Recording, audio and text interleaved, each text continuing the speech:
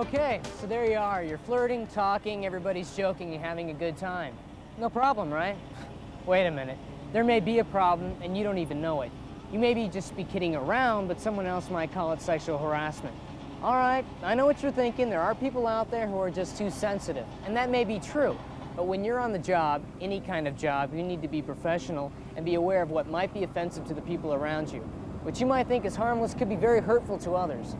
Over the next few minutes, we're going to talk about sexual harassment. We'll look at hostile environment and quid pro quo as outlined in the U.S. federal legislation and provide guidelines for what you should do if you're ever harassed. We'll also be looking at some specific scenes showing sexual harassment. Keep in mind that different countries have their own policies on sexual harassment. They have their own government agencies that provide guidelines for dealing with sexual harassment, and you need to be aware of what policies apply to you. Here in the United States, sexual harassment is dealt with by the Equal Employment Opportunities Commission. The EEOC guidelines say unwelcome sexual advances, requests for sexual favors, other verbal or physical sexual conduct are sexual harassment. And when it becomes a term or condition of the person's employment, it affects employment decisions about that person, or it interferes with an individual's work performance. What this basically means is that there are different kinds of sexual harassment. It's not just some sleazy guy in a raincoat or the boss chasing a secretary. There are subtle forms as well as some more obvious. The first type we're going to look at is called hostile environment. We've all seen it and we all know how it makes us feel. When you're working, and it's even worse because it can interfere with your ability to do your job. Take a look at this. I'd like to score with her. Whew, talk about stacked. Good. Greg, do you have to be so disgusting? What? Don't tell me you're jealous. You had no reason to be. Yeah, you're pretty hot stuff, too. What do you say? Now, Mark's behavior may not seem like a big deal, but it is sexual harassment. Darlene was offended by his comments and even said so. What's worse is that Mark's behavior was a distraction and interfered with Darlene's job. Maybe Mark was just kidding around, but when the joke becomes offensive or intimidating, that's when you and park management have got to draw the line. You see, sexual harassment has nothing to do with sex and everything to do with power. People use sexual harassment to make them feel more powerful and in control. The people being harassed can feel helpless, and they sometimes even blame themselves. It's even worse when the harasser is your boss. They may tell you that you'll lose your job if you don't go along with it. This is illegal, and you cannot be fired on the basis of sexual performance. This is the second type of sexual harassment, and it's called quid pro quo. Quid pro quo is a fancy Latin phrase that means you do something and you get something.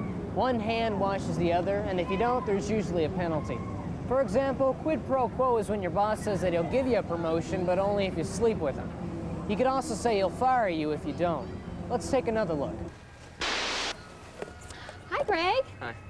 I'm just about done here. Where'd you want to go for lunch? Well, I can't go to lunch today. We need to talk. What's wrong? Look, I think we should see other people. Everything is going too fast right now. I want to slow things down. Meaning? I'm just not happy. I'm sorry. I don't think you want to do that, Greg.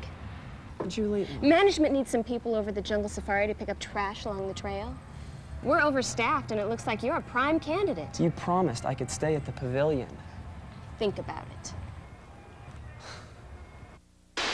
This is an excellent example of sexual discrimination.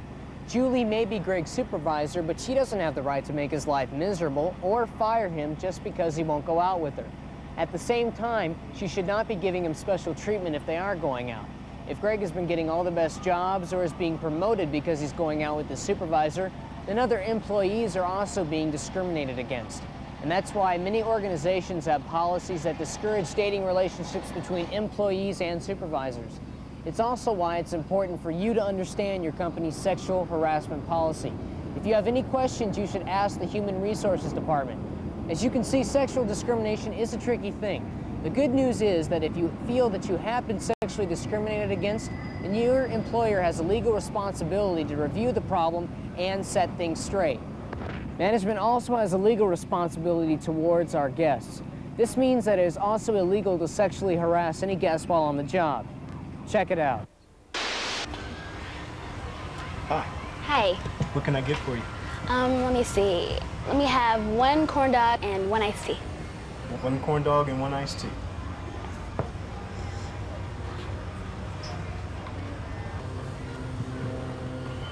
So, who you here with? Just some friends. Just some friends. Yeah. There you go. That'll be 5 even. Okay. Hey. Don't be in such a hurry. Look, I get off in 15 minutes.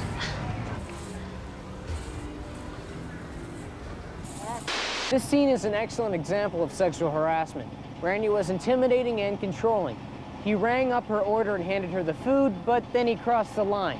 Good guest service does not include asking the guest out on a date. A guest should be treated with respect. If a guest or their parents registers a complaint with park management, the employee involved could lose their job. The park is responsible for their employees, and if employees' behavior is unacceptable, the park will be forced to take action. The reality is that both the park and the employee could be sued for sexual misconduct. So now that you know what sexual harassment looks like, what do you do if you're a victim? The first thing to remember when handling a sexual harassment situation is to remain cool.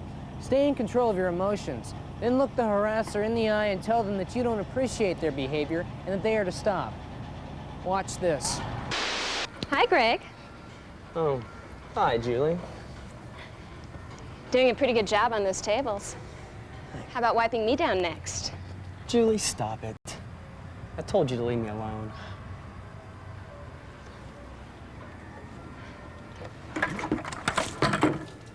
You better get that cleaned up.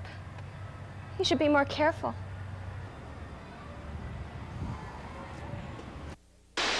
Whoa, Greg's in a tough situation, but he did the right thing. He confronted Julie and told her to stop. Since people like Julie want to be in control, you need to regain control of the situation quickly. When confronted, the harasser may try to change the subject or use intimidation like Julie did. Be ready for it and stick to the point. If their behavior continues, report them to your supervisor or the Human Resources Department. In this case, Julie is Greg's supervisor. If the harasser is your supervisor, go to the Human Resources Department. You will not lose your job. You have the right to be able to do your job without being threatened or harassed. Take a look at this. Have a seat. So what can I do for you, Greg? Well, it's kind of complicated. You probably know that Julie and I have kind of been seeing each other. Uh-huh. Well, I'm not happy with the way things have been going, and I tried to break up with her. And then she started telling me about how we need people for trash patrol on the safari ride and that I should think about it. I see. And now she keeps coming on to me, and well, I've told her to stop, but she won't. Can she do that? I mean, I don't want to lose my job, but I don't like her threatening me. Well, look, you're not going to lose your job. So you'll take care of it? Yeah, I'll talk to Julie about it right away. Great. Thanks a lot. Yeah, but if her behavior continues, let me know. I really appreciate it. Sure. Once you tell management that there is a problem, they are required by law to do something about it. Now it's up to Steve to look into the situation and get a statement from everyone involved. Part of management's job is to inform the harasser that a complaint has been filed. In some cases, this is enough to stop the harassment. Watch this. Hi, Julie. Oh, hi, Steve. I'm just finishing up here. I'll have our totals for you in about 20 minutes. That's great. Listen, Julie, I need to talk to you about something. A situation's been brought to my attention I think you need to be made aware of. Oh? A complaint has been filed against you for inappropriate behavior concerning another employee. You are aware of the company's policy regarding sexual harassment?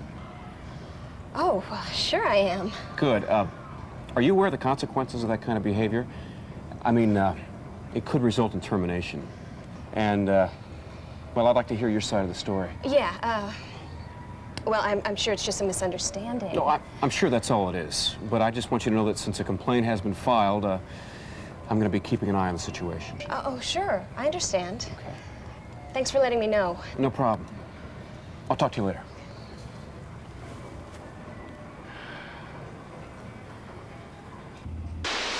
Sexual harassment is not a joke. It is not flirting or harmless fun. Sexual harassment is illegal, and you have the right to be able to work without being harassed or threatened. Remember, unwelcome sexual advances, requests for sexual favors, Other verbal or physical sexual conduct is sexual harassment.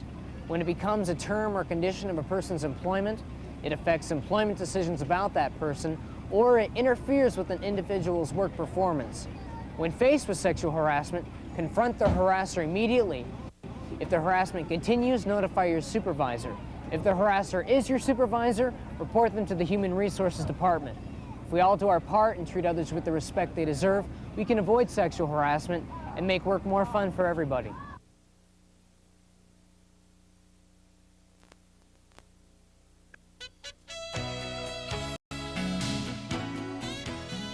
As park management, we must be prepared to cope with any sexual harassment situations that may occur. There are several precautionary measures that we can take that can help us avoid these situations. The first step is to write up a detailed park policy on sexual harassment. Now, this policy should give the legal definition of sexual harassment, specifically outlining its different forms. This example is taken directly from a sexual harassment policy. Sexual harassment can be of two types. Number one, harassment that involves the conditioning of concrete employment benefits for sexual favors or preferential treatment. Number two, harassment that, while not affecting economic benefits, creates a hostile or offensive working environment. This may include the use of sexually explicit language or gestures, uninvited or unwanted sexual advances, the presence of sexually explicit photographs or other materials, or the telling of sexual stories. It's also advisable for the company to have a policy regarding dating between management and employees. This type of policy can help you avoid situations like Greg and Julie's. Even perfectly legal management-employee relationships will cause suspicion and resentment.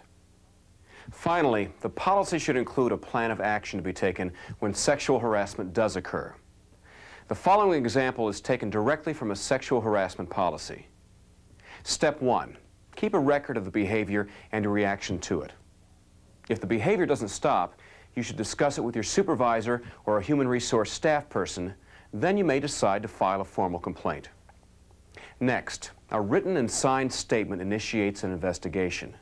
The investigation by the supervisor or human resource staff person involves talking with both parties, asking for a written account from the person lodging the complaint, including the date, time, location, and nature of the behavior, and listing any witnesses involved.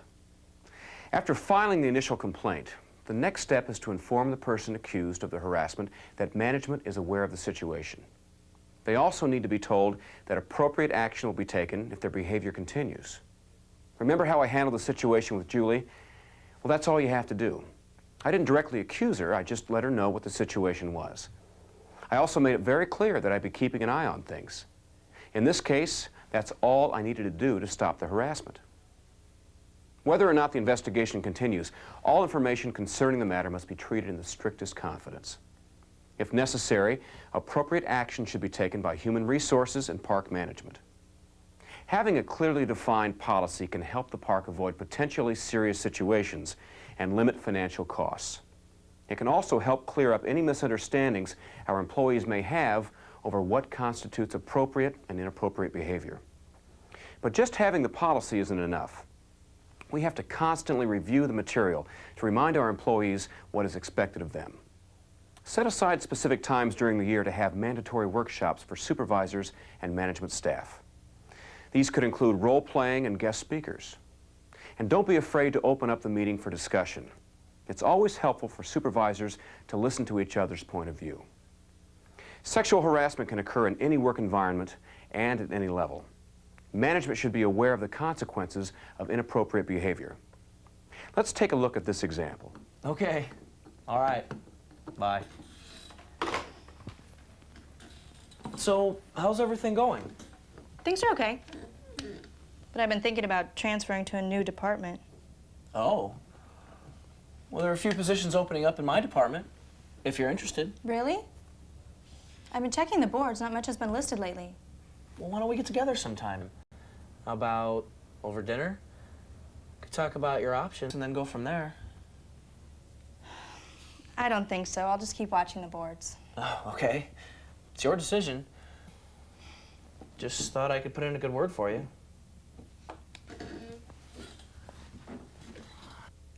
As management, it's our responsibility to see that sexual harassment policies are followed. But it's also our responsibility to make sure that our behavior coincides with accepted policies and guidelines. Our position does not make us immune to the consequences. The bottom line is, when a harassment complaint is filed, it doesn't matter what title or position the harasser holds in the company. The guidelines must be followed and action must be taken. While having a clearly defined sexual harassment policy will not completely eliminate sexual harassment, it will reduce our risks. It'll also better equip us to handle situations as they occur and remind us of what is acceptable behavior and what is not.